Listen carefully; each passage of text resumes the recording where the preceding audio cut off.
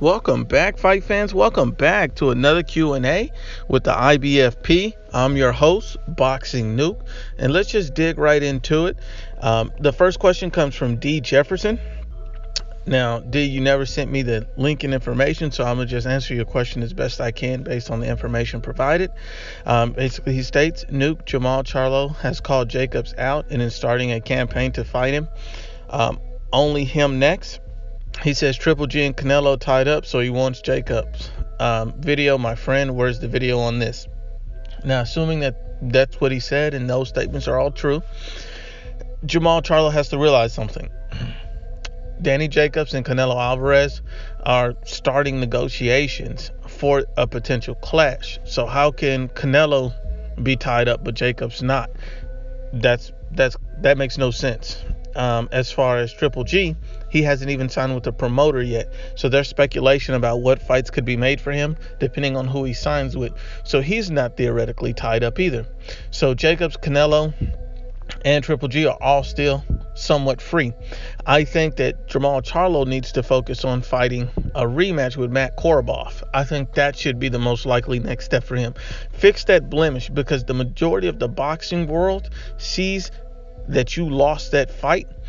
And normally people call for a rematch and say you need to fix that. I think he needs to go back, rematch Matt Korobov, give him another chance, because I really think that Matt Korobov was robbed, and I think that Jamal Charlo got outboxed. But that's a great question, D. I greatly appreciate that. All right. And the next question comes from Rigo Adiola. What's up, Nuke? My question is, now that the Charlos were exposed, I believe both of them lost. Why is new media bullshit and DBN not talking about it? They were just saying Canelo is scared of Charlo, but now that the Charlos took that L, they're not saying shit. That's a great question, Rigo. The reason why these guys are being quiet is because they like to push a narrative and an agenda, and you can no longer push that once Deontay Wilder got exposed. But let's bring it back to Wilder. So everyone said Tyson Fury had no chance. I was saying Tyson Fury will beat this guy. He will embarrass him. He'll put on a boxing masterclass. Wilder's been outboxed by pretty much everyone he's been in the ring with. And Tyson Fury was no different, except for Tyson Fury took him the distance and arguably beat him, except he was robbed at the end. Same thing with the Charlos. So they really had no excuses for when Deontay Wilder legitimately lost. They didn't say anything about robberies. They tried to avoid the topic altogether. Same with the Charlos. One after one, all of their big name hype jobs are falling. So this is why you don't push an agenda.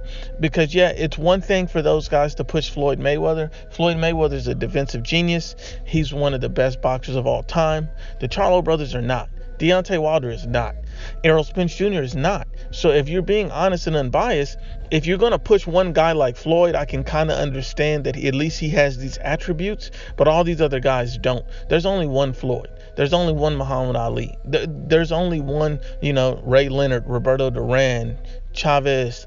There's only one De La Hoya. So these are elite level fighters. And so if you're going to push these guys, you got to make sure that they have these type of historic attributes. But that's a great question. These guys don't like to talk much when they're wrong. They like to avoid the question. And basically they're trying to change the conversation. Well, if the Charlos were exposed, then why won't Canelo fight him? They're still trying to make this about Canelo because they have a disdain for Canelo, because he's not a PBC fighter and he doesn't look like them. If we're being unbiased and honest, based on their own rhetoric, these are things that they've said, and this is the only thing that we can surmise from it. Great question, Rigo. The next question is from Boxing Monster. No questions, just wanted to tell you thank you for bringing back Unbiased Boxing Talk. We need you to expand and bring in a live call-in show. That's a great statement, Boxing Monster. I appreciate it, and I want to let you guys know, in 2019, after we get after the new year, we're basically bringing in a live call-in show. We're doing live streams. We're going to go live. So we're going to do a live call-in show, live streams. We're going to, go to the fights at points next year. We're going to be in Vegas for the Canelo fight. We're going to try to do a lot more. And the only thing is, the new year will bring about a huge change for the IBFP, and we can't wait. Thank you. The next question is from Maldonado S. Great channel, bro. Love the videos. My question is, why don't fighters like Canelo, Joshua, or White ever get the credit they deserve? And fighters like Wilder, Charlo, and Spence openly duck fights and only fight tomato cans. Yet these cult followings seem to deny facts. They live in a fantasy world where everyone is ducking them. That's a great question, Maldonado. Now let's break down Canelo, Joshua, and White, and then Charlo and Spence. Now, up until this past weekend, neither one of the Charlo brothers had ever headlined a boxing card. These guys barely filled in 10,000 seats, and these guys are not big name draws. That's pretty much the exact reason why these guys are having trouble getting the big name fights. If you're not a world champion and you're not a big draw, what are you bringing to the table? Nothing. Then when you look at Errol Spence Jr., yeah, he filled in 13,000 seats in Texas, and that was a great accomplishment. But, can you do that anywhere else besides Texas without other big names on the card? Because he drew a lot of crowd, and people try to give him credit. Oh, he drew 30,000 in England. He didn't. Kell Brook did. That was Kell Brook's following. So Errol Spence did do a decent job of bringing out a crowd that day. But by no means is that a 20,000 seater that you would have in the UK. So when you look at guys like Canelo, Joshua, or White, these are all mainstream draws. Joshua and White are huge draws in the UK. They both sell out arenas of at least 19,000 plus. Both of these guys are huge pay-per-view stars. Errol Spence Jr. and the Charlos are not. Anthony Joshua, pay-per-view star. Charlo brothers and Errol Spence are not. So you have to understand that these guys are getting the respect and attention that they deserve from the actual people. But, on the boxing media, sometimes these guys don't get everything they deserve because they have a lot of fanboys for the Charlos and Spence. They want these guys to be greater than they are. You look at Joshua and White, a lot of Americans don't want to give them credit, but overhype Deontay Wilder and Luis Ortiz because they're over here on our soil. And I think that's unfair. You have to be unbiased in your assessment of fighters, and if they're the best, call them the best. You look at Canelo, they don't like Canelo because, he's pretty much ahead of any fighter that they have at 160 pounds that they want a fanboy for. He's not on a PBC, and he's aligned with DAZN, which is somewhat connected to Eddie Hearn, so they don't like that either. But that's a great question, Maldonado. The next question is from Angel Figueroa. The Charlo sisters got exposed big time. You're absolutely right, Angel. These guys got exposed because you have to understand the hype of these guys didn't meet the boxing ability of these guys. These guys showed that they can't cut off the ring. These guys showed that they're not elite level fighters. And so the fact that these guys continue to beg for the big fights make no sense. These guys should go back, make adjustments, and they actually need new trainers because their boxing styles and the fact that their trainers weren't able to help them make in-ring adjustments, give them solid advice, is a problem. The next question comes from El Chapo. Great fucking channel, brother. Keep grinding it out. You'll be where you'll want. Just give it some time. Thank you very much, El Chapo. I see the growth. I appreciate all the love and listeners. Stick with us. We're going to do it bigger and bigger and bigger. The next question is from Hector Roman. What do you think about T Street controversy calling out Jamal at the post-fight press conference? I think that's a good thing. I think, the media is supposed to challenge the Charlo brothers just like anybody else. Challenge guys. I noticed that all these, biased media channels are trying to challenge Anthony Joshua and these other guys. Why are you not challenging the Charlo brothers and Errol Spence? Challenge these guys. Make these guys come out and speak on what's real. So I think that's a good thing. The next question is from El Mario. What are some of the boxing channels you watch on YouTube? There's two channels that I watch on YouTube, IFL TV and Fight Hub, because I think both of those channels host some of the best interviews, and I like to get that content. So I really do follow those two channels. But as far as pure analytic content, it's hard to find anyone on YouTube because it seems like most of everybody has an agenda that they're pushing. For the Charlos, Spence, these guys believe in so much hype that they can't see and break down fights for themselves. So I can't follow any of those channels. Great question, Mario. The next question is from Juan Villa. Tank versus Farmer, who do you have? Me personally, I think it's a 50-50 fight, Juan. I think that, depending on who brings the best to the table that day, I think he'd win that fight. I think Tank is a good fighter. I think he has elite power. But I also think that Tevin Farmer has elite level boxing ability as well.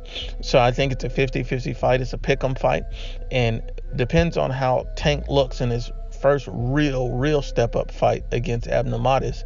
That's going to tell me a lot about Tank Davis. Does Tank get him out of there easy? Does he outbox him? Does he make him look silly? Or does Abnormatis give him hell, make it a hard, rough fight? These are key questions because, a lot of people think that Tank is some elite level boxer, and I don't see it. I don't see it at all. I respect Tank. I like Tank, but I don't think he's an elite level boxer. I really don't. I think he's a good fighter. I don't think he's an elite level boxer. I think Tevin Farmer has elite level defensive abilities. So I think that's what's going to make that a good fight. I think Tank has elite level power. But we'll see in Tank Davis's next fight how good he really is. And then against Farmer, that should make that fight bigger and bigger and bigger. Now, I know, Juan, you said you just think that your opinion is Tank is on another level and his power will be too much for Farmer. That could be potentially true. I mean, if Farmer takes too many shots from Tank, he's going down. It's as simple as that. So for Farmer to win that fight, he has to come out there and basically counter everything that Tank has to offer, hit and don't get hit. And now, yeah, he can take some shots because Tevin Farmer has a pretty good chin. So he can take some shots. Everybody's going to take some shots. But when you take the shots, you can't take shots cleanly. You have to let them roll off, and you have to be sliding out of the way on each and every shot. You have to make it very difficult to hit you straight. And, hopefully in the fight, you'll get hit less than 10 times pretty cleanly, and you should be able to get past that fight. But we'll see which guy wins. Thank you. The next question is from Frankie Gallegos. Thurman versus Lopez. Will Thurman come back with his speed and explosive punches, or will we see a different Thurman? Does Josecito have what it takes to stop one time? This is a very interesting fight. I think Keith Thurman should dominate this fight. I think Keith Thurman is an elite level fighter. And, we don't know what he's going to look like after being out of the ring so long. But I think that this fight is one of them that has the potential to be a huge upset. You have to understand that Lopez, if he digs to the body, comes with the right game plan, he can make Keith Thurman's life a living hell. He really can. If he digs to the body, takes the win out of Thurman early, and Thurman may not be in the great condition shape because of this long layoff and the injuries, this could be a prime opportunity for a huge upset for Lopez. So I think that that's what Josecito needs to do. He needs to go to the body. He needs to make it extremely difficult on Keith Thurman, and he needs to apply pressure nonstop for 12 rounds, and he may just be able to pull out a decision. Now, I'm probably going to go with Keith Thurman because I just think that the skill level is too much, because I do think Thurman is an elite fighter, but that layoff could affect him, and especially the myriad of injuries that he's had. So I think that is something to speak to, but I'm going to have to say the favorite on that fight is Keith Thurman, but Lopez does have a chance. Thank you. Very good question, Junior Moreno. I've seen some seriously disgusting robberies where unknown prospects get protected with the scorecards. The Charlos are some of the type of guys who got backed up by the judges in that aspect. But in this case, there were absolutely no backing down by the judges, which got Charlo his first O. Do you think this was an attempt by the judges to finally start scoring fights the right way? I think so. I think the judges all stepped up and they tried to put their best foot forward. And do you think they backed down on the second brothers judging? Absolutely. I think if they would have judged both fights as the way we really saw them, so both Charlos would have lost, I think then there would have been a riot at the Barclays Center. I think everyone would have been very upset. They would have said judging is terrible and horrible, even though we saw the truth. Even though we know who won, it would have just been a fanboy outcry and outrage. I was proud of the first judge's scorecard, but disappointed in the second. So that just lets you know how one moment you can get justice and how one moment you can't. So you have to keep going. I think we have to apply pressure on the Charlo brothers, especially Jamal. Stop calling for Canelo and Triple G when you have unfinished business with Matt Korobov. That's the same thing with Deontay Wilder and Luis Ortiz. That was a close fight. I believe, Wilder got extra time to rest with the doctor, and he hit Luis Ortiz in the back of the head. Why was there never a rematch done right after that fight? We have to get these rematches done right away. The PBC doesn't like rematches right away. They like to try to put these guys in bigger and better fights. So after you arguably lose to Matt Korobov, you're supposed to fight Canelo Alvarez? That makes no sense. None. Great question. The next question is from Marcus Garcia. Nuke, when are you bringing back that badass intro back? We're actually working on that, Marcus. We've got a new audio guy, so we're going to bring back that. Hopefully by the new year, right around the new year, because the new year, everything's going to change for the better. We're going to try to do a lot more and be a lot more interactive, and that intro is definitely going to be back.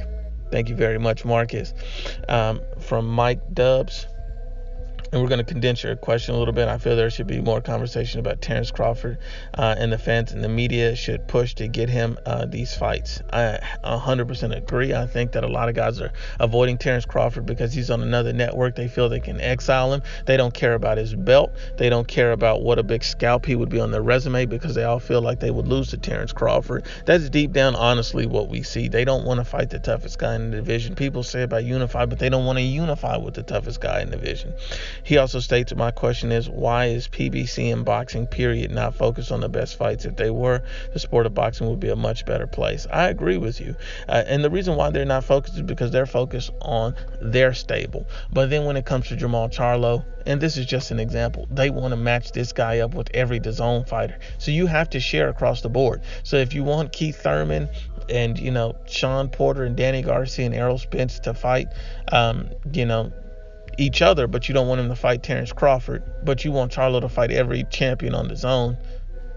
What sense does that make? That's illogical. So you have to be willing to do business with each other. Say what you want about Bob Arum. Say what you want about Eddie Hearn, regardless of how you see these guys.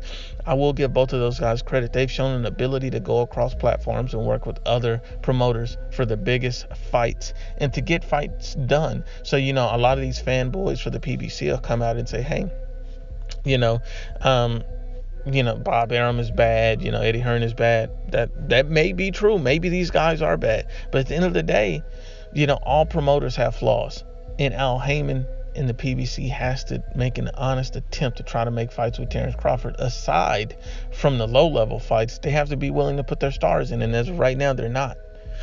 That's a very good question. The next question is from Junior Moreno. There's an interview on Fight Hub that was just recently posted. Spence gets asked what he thought about Charlo and Harrison fighting. He said he thought Charlo won. What does that say about him and the whole team? Now, honestly, I think that, Errol Spence Jr. felt like he had no choice but to say Charlo won. I don't think that's an honest and genuine answer. And the reason why I say that is because I think that Errol Spence Jr. is friends with the Charlo. He trains with them, hangs out with them, goes to fights with them. So it's a close connection, obviously, with those guys. They even call each other brothers.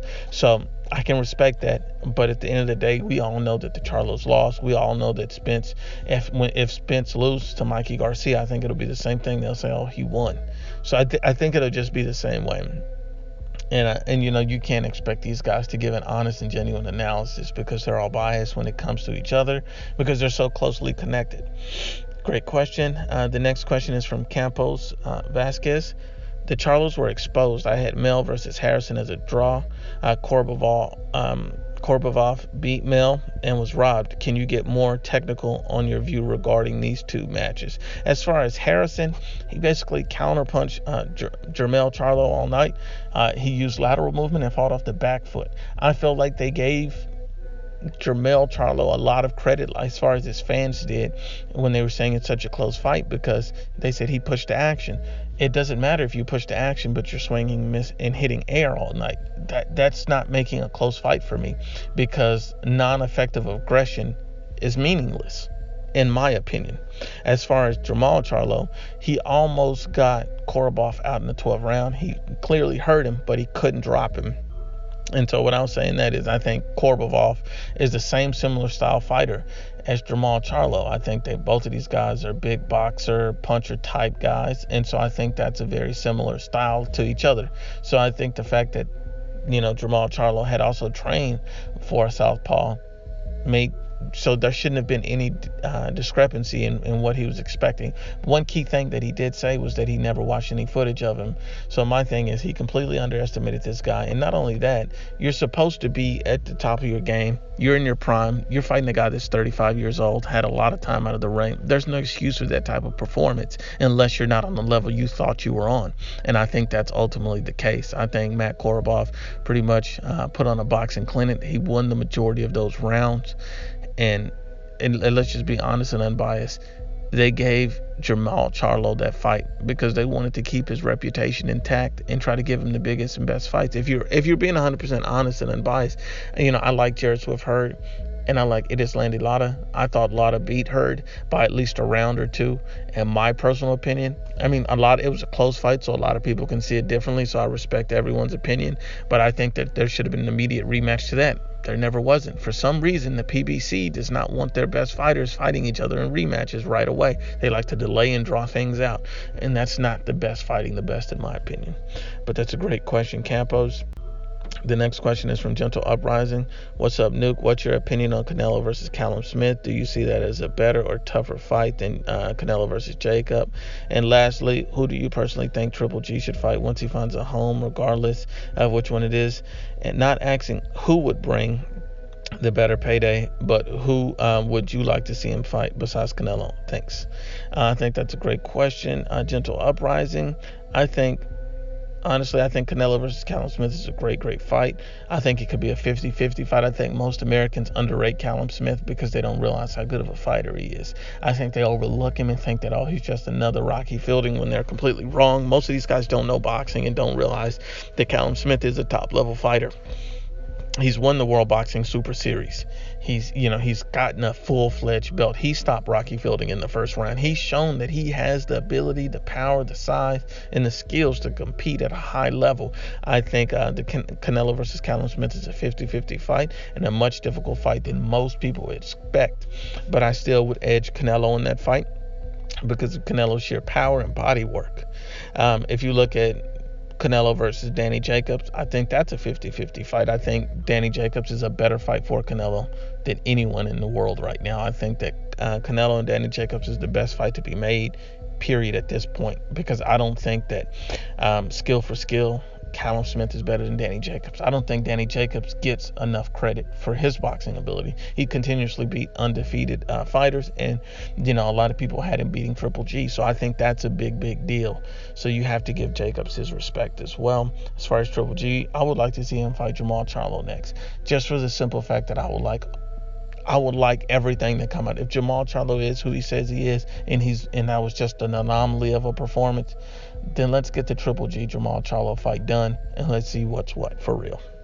Thank you very much, Gentle Uprising. Next question is from Vato Loco 29. Nuke, do you like turtles? Absolutely, I love turtles. Thank you for your question. The next question is from Commander4465. You guys should create an Instagram. That is going to be one thing we're going to go ahead and create. We're going to look at going to a lot of these fights, so we're going to start getting a lot more content for you guys, pictures and things like that. Question, what do you guys think about the commentators for DAZN and their broadcasting? I like DAZN. I think it's trying to transform into the Netflix of boxing. I think they have a great concept, and I think since it's so young, you can't expect the best fights each time out, but I really appreciate what they're doing. I think their commentators do need to be stepped up a lot, but the same as the Fox commentators, I think they need to be stepped up a lot. I think they need to reach out to Max Kellerman and Roy Jones Jr. because DAZN would be so much better with those top guys. Thank you very much. Kid Top Skull, what do you think about Tank fighting a smaller opponent, moving up in weight? I believe this is his third time in a row. You're absolutely correct in that. I think that a lot of people don't realize is that Tank Davis has his career, and he's been extremely protected. So I think that that's something, and he's fighting a lot of guys coming off a loss. So I think that Tank Davis has been extremely protected. They're trying to build him into a star, and I can respect that. And I think that that's why Tank is starting to catch a little bit of hype. I think Tank is a very good fighter, a special fighter, but he's starting to catch a little bit of hype. So I think guys need to slow down and let's see his full skill set first before we start making these assumptions. And before you next thing Tank Davis is part of the Charlos and Spence, and the hype is out of control. I think Tank is a very good fighter, but I think he still has some growing and proving to do. Great question. Slick Dude, what's your opinion on how the Charlos take defeat? I think they take it very poorly. I think the defeat for the Charlos, you've seen one crying at a press conference, and the other looked like his face was about to cry as well. I think that these guys were so caught up in their own hype that they couldn't see the reality of their boxing ability, and I think that's a bad thing. That shows me that no one around them was telling them the truth. Great question. The next question is from D. Jefferson. It's a pretty long one, so we're going to condense that. Nuke, funny you mentioned that Erickson Lubin, that Lubin fight, the fact that Munguia is only 22 years old, and basically he wants to point out hypocrisy and basically stating that Lubin and Munguia are pretty much similar in as far as being prospects. He also states, I do believe that the same bullshit excuse would be said again. You like Munguia and hype him up up to be a little bit more than just a good prospect, but he's the exact same age and almost the exact same identical situation as Lubin was. He weighs a little more, but that's it, because Lubin was knockouts left and right also. Thoughts, please. Now, he's referring when Erickson Lubin got stopped by Jamal Charlo in the first round. Now, let's first address the Erickson Lubin-Jamal Charlo fight. I think Erickson Lubin got hit with a fluke shot. If you're being 100% honest and unbiased, I think that Erickson Lubin would give Jamal Charlo a much better fight today. I think he would have gave him a much better fight back then. I think it was just a fluke shot because it was an awkward punch at a weird angle. So I think that was one of those, 1 in a million type of punches. But whatever, I'll give Jamal Charlo his credit. Erickson Lubin is still a prospect. And the reason why you can't compare Erickson Lubin and Jaime Munguia is for a few basic reasons. The first reason is Erickson Lubin is about 5'9.5". Jaime Munguia is at least 6 foot to 6'1". So there's a huge size and reach advantage. The next thing is, if you look at Erickson Lubin, he has about 20 professional fights. Jaime Munguia has about 31. So you have to understand that there's a huge experience gap between these guys as far as the actual fights they've been in. And not only that, Erickson Lubin has never fought a top tier opponent, or at least a good solid opponent. I think the best opponent he's ever fought was maybe an Ishe Smith, and Ishe Smith is nothing more than a gatekeeper. And no, he hasn't even fought him yet. So he hasn't fought any quality opponents yet. Ishe Smith and Jamal Charlo is his best, and he's lost to Jamal, but he's never fought anyone else. Still hasn't fought Ishe. And so when you look at Jaime Munguia, he's fought top level opposition, and as far as developing goes. So he's fought Saddam Ali, a former world champion. He's fought Liam Smith, a former world champion. So these are fights to show you, hey, what does this guy have? And he's hurt both of those guys, stopped Ali, could have stopped Liam Smith, and shown tremendous growth in that fight. So I think to compare these two guys makes no sense because of the height and reach advantage, the experience and the amount of fight, and the step-up fights that Jaime Munguia is continually having. So I think that's a good question, but I have to disagree with your point. And if Jamal Charlo were to beat Jaime Munguia, he would get full credit. There would be no excuses made. I just don't see that happening. I think Jaime Munguia is too big, too strong. But great question. The next question is from Inside the Line. Who do you think the LDBC and Eddie Hearn love so much? Do you think Eddie should give them a bung for his constantly keeping his name high profile? I think what you're saying is, why did the LDBC love to hate on Eddie Hearn, and why they're always bringing his name up? And I think at the end of the day, the LDBC needs someone to hate that's not the PBC. And so they want to hate on Eddie Hearn. They want to hate on Anthony Joshua. They want to hate on The Zone. They also want to hate on Canelo Alvarez and Oscar De La Hoya. These guys are not fans of boxing. A fan of boxing loves all boxing. I watch PBC cards. I watch Eddie Hearn The Zone cards. I watch literally every card I can because I love boxing. I am a boxing fan and purist. These guys don't love boxing. These guys love the PBC, and they love their hype jobs. They don't love actual fighters. They don't love the best fighting the best. They love the PBC. So these aren't boxing fans. These are PBC fans. And all the Eddie Hearn hate is just talk to hype up the PBC and try to make Al Heyman look like the best boxing promoter in history. And I think Eddie Hearn is the same as any other promoter, but he is bringing us a lot of good fights. So I have no issues with Eddie Hearn. I think the LDVC is the liars den boxing community because they're a bunch of liars. Great question. The next question is from D. Jefferson. Do you have plans to grow your channel and get more to listen and subscribers?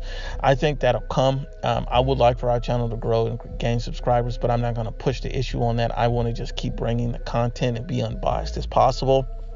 And and I think that people will wake up to the truth and come on their own when the time is right.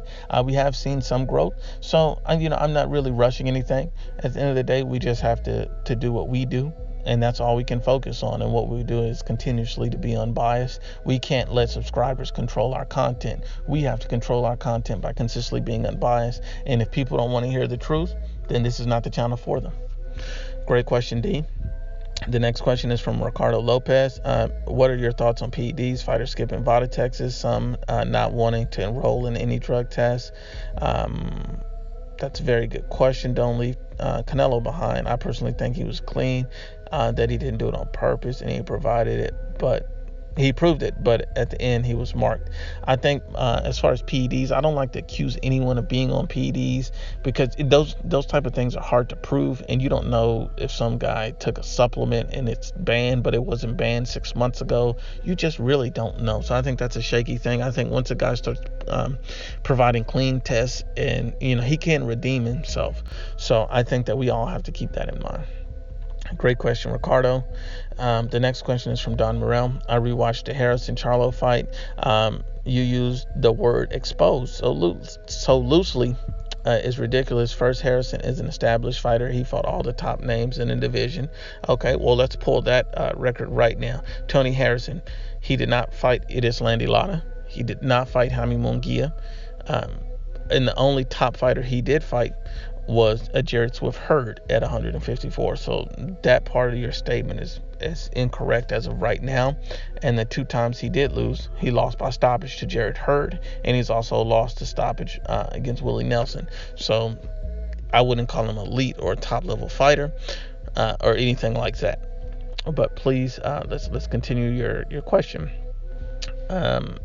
In second, Charlo pressed the issue the whole fight, and Harrison was on his back leg retreating. It was a close fight. I had it 115, 113, but Charlo, but I can understand why the judges gave the fight to Harrison. He did land some really good kind of punches, but not enough to win the fight in my eyes. Now I'm exposing you for your biased content. Well, I appreciate your question, Don Morel, and I'll say this. Charlo was aggressive, and he was pushing the action, but it was non-effective aggression. He was not consistently landing. I even believe the punch stats wrong. If you really watch that fight closely and be honest and unbiased, he was swinging and hitting air almost every round, almost every punch. It was very disgusting. I believe Jamal Charlo, based on the hype that was accredited to him, has been exposed by a much lesser opposition in a Tony Harrison. And I don't believe that Tony Harrison is a bad fighter, but I don't think he's an elite level or top level fighter either. He's been stopped twice. And so I think that he was there to be stopped. He could have potentially been stopped in that fight. But at the end of the day, he was exposed on not being able to make adjustments, not being able to cut off the ring. I think those are 2 key things. And that's what exposed him. I think he clearly lost that fight. That's a great question, Don. The next question is from Luis Morales. Do you think it was a bad idea for the Charlos fighting under the same card? Don't think the effects of them after a loss. Do you see Jamal coming back any stronger? I think he has a potential to, since he's still young, but he's also in that age where he's basically in his prime. So it's going to need a new trainer. It's going to need more camps. He's going to need to look at things completely different. He's trying to justify his supposed win.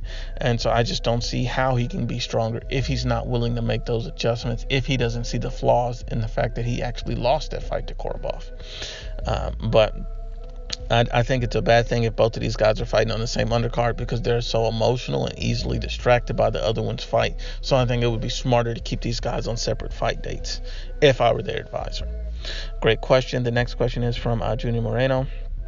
I usually miss these posts. I may ask a lot this time around. My question is, from all the other channels on here, which channels come close to unbiased reporting? I used to watch Ego, Dante, and a few others, but every single time I found some sort of bias towards certain boxers or favoritism.